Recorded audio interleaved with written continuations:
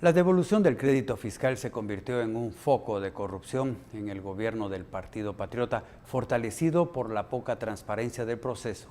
Y un ex empleado de la SAT detenido en el caso La Línea pudo gestionar al menos 350 millones de quetzales a favor de empresas a las que asesoraba.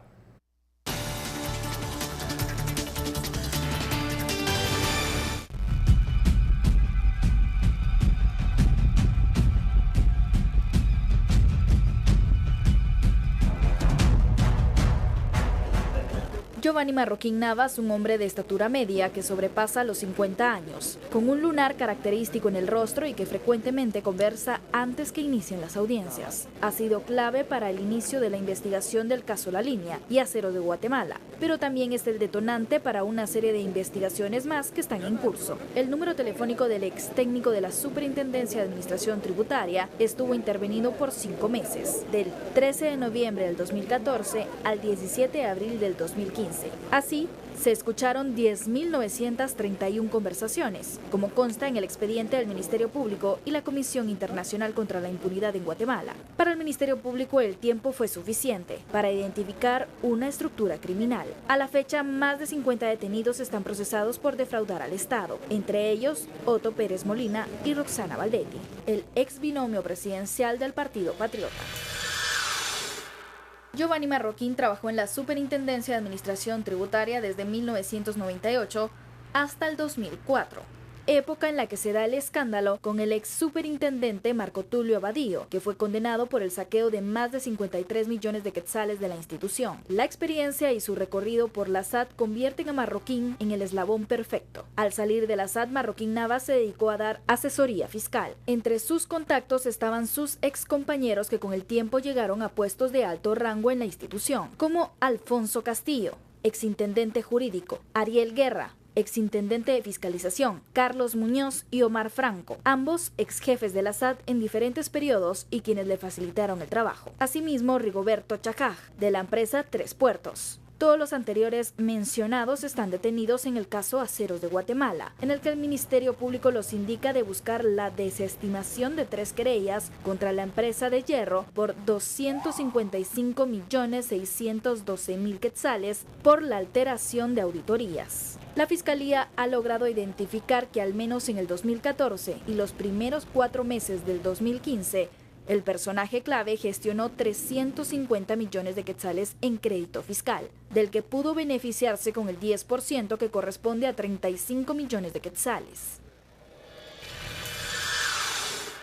Pero según las escuchas telefónicas interceptadas, el Ministerio Público afirma que los señalamientos por pago de sobornos, como en el caso de Aceros de Guatemala, revelan que esta empresa no es el único cliente de Marroquín Navas. La Fiscalía de Delitos Económicos identificó a empresas cuyo giro comercial es el azúcar, la palma y el hierro, por lo que requirieron información a la Contraloría General de Cuentas, que consiste en auditar el crédito fiscal solicitado por al menos 20 empresas que tuvieron relación con Marroquín Navas. La nueva investigación es extensa. El 31 de marzo del 2017 llega una notificación a la Fiscalía de Delitos Económicos. El caso, por orden superior de la Fiscal General, es trasladado a la Fiscalía Especial contra la Impunidad, que ahora está a cargo de la investigación y que se limitó a dar la información debido a que el proceso está en investigación. La delimitación que se realizó de la investigación, como ustedes pudieron tener cuenta, comprende periodos que van desde el 2012 hasta la presente fecha.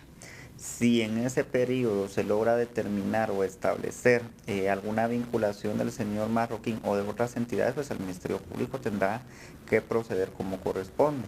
O bien, con base en ese principio de objetividad que debe regir el trabajo de los fiscales, pues al final de cuentas descartar la posible vinculación de otras entidades. Las campanas sonaron cuando el caso La Línea fue revelado el 16 de abril del 2015. Desató una serie de investigaciones. Para mayo de ese año, el Instituto Centroamericano de Estudios Fiscales daba a conocer en el documento de rutas para la recuperación de la SAT que la devolución de los créditos fiscales era un foco de corrupción y que durante el periodo del Partido Patriota la opacidad en la SAT se intensificó. El crédito fiscal es una actividad lícita que fomenta la exportación, pero ¿cómo se convierte en delito?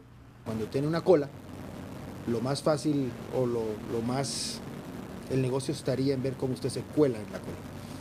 ¿A qué voy con eso? Que parece que los señalamientos que se dan en procesos en curso es justamente como mediante operadores se lograba hacer que el expediente que estaba mucho más abajo lograra ir mucho más arriba para que rápido se diera su verificación y por ende su devolución de crédito fiscal. Eso aunado a que si tenía inconsistencias, como algunos de los casos que hemos visto, estas fueran pasadas por alto y se autorizara la devolución de crédito fiscal. Entonces era algo muy atractivo porque pues, es la liquidez, la disponibilidad, la liquidez rápida del financiamiento de una empresa. Entonces gran parte del negocio estaba en esos operadores que gestionaban para acelerar el proceso de devolución.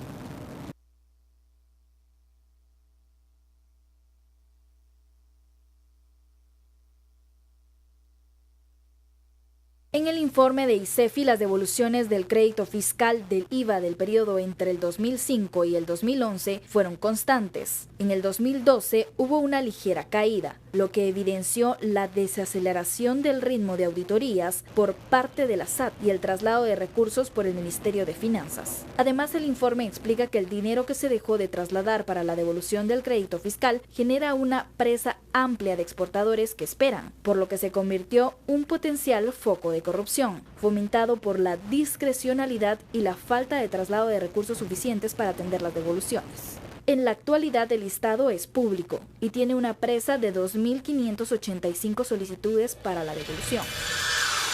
De las conversaciones escuchadas, 166 fueron relevantes por la comunicación que sostuvo Giovanni Marroquín Navas con empleados de la SAT. Marroquín Navas garantiza una atención especializada para sus clientes, como se evidencia en las escuchas, debido a que las gestiones y procedimientos eran solicitados y notificados de manera directa por el exintendente jurídico Alfonso Castillo y el exintendente de fiscalización Ariel Guerra. Giovanni Marroquín Navas ha sido identificado por el Ministerio Público como el gestionador de créditos fiscales, defensa fiscal y de apoyar en el tráfico de influencias. En la actualidad enfrenta proceso penal por defraudación aduanera, asociación ilícita y cohecho activo.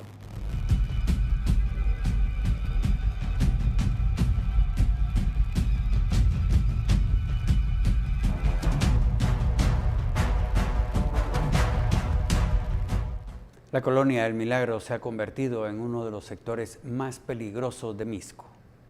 Esta es la colonia El Milagro en la zona 6 de Misco, una de las más antiguas en este sector de la capital. Pero este sector se ha convertido en el punto más violento y zona roja donde las pandillas empezaron a actuar desde hace 18 años. Los angostos callejones de la colonia El Milagro han servido de guaridas para la planificación de los hechos violentos. Desde hace años, los vecinos de la colonia han solicitado protección a las fuerzas de seguridad por la serie de hechos sangrientos que han dejado personas inocentes fallecidas en los enfrentamientos entre pandilleros. Los vecinos comentan que la violencia en esta área aumentó considerablemente este año por la falta de efectivos de seguridad en el área, que es la causa de la serie de hechos de violencia. Del 1 de enero a la fecha en este lugar han sido asesinadas 17 personas y se han registrado 39 balaceras entre bandas criminales que operan en el sector. Para las autoridades son dos las áreas más violentas, el sector conocido como la X y la U, puntos donde operan los pandilleros de la 18 y Mara Salvatrucha. El Milagro es una de las colonias más grandes de Misco. Sus habitantes explican que cuando el reloj marca las 7 de la noche, ya nadie sale de sus casas por miedo a ser asaltados. Las familias que llegan tarde de sus trabajos y de las universidades explican que se movilizan en bloques de personas para caminar rápido y no ser víctimas de robos. Muchos de los vecinos siempre en sus bolsas llevan algunas monedas para dar a los pandilleros que les piden dinero. Durante esta semana los pilotos de buses urbanos aún no prestan el servicio normalmente porque están siendo aún víctimas de los ataques armados. Según los representantes de los cocodes, no hay algún dato real de cuánto es el número de vecinos que habitan, porque algunos se retiran de sus casas que dejan abandonadas y otros habitan algunos cuartos por días. Las autoridades afirman que debido a la violencia que se vive en la colonia El Milagro, hay abandonadas casi 50 casas en áreas donde ni la propia Policía Nacional Civil puede ingresar. Las autoridades ediles afirman que la Policía Nacional Civil no presta la seguridad como se requiere porque la Comisaría 16 no cuenta con el personal necesario. 70 son los efectivos que prestan la vigilancia. La próxima semana los vecinos están organizando una marcha pacífica que se enfile desde el mercado cantonal rumbo a la comisaría 16, donde pedirán que el gobierno traslade de nuevo a los efectivos militares que brinden el acompañamiento necesario en buses y calles a los elementos policíacos. Ahora les dejo el espacio a un artista guatemalteco para que exprese su opinión.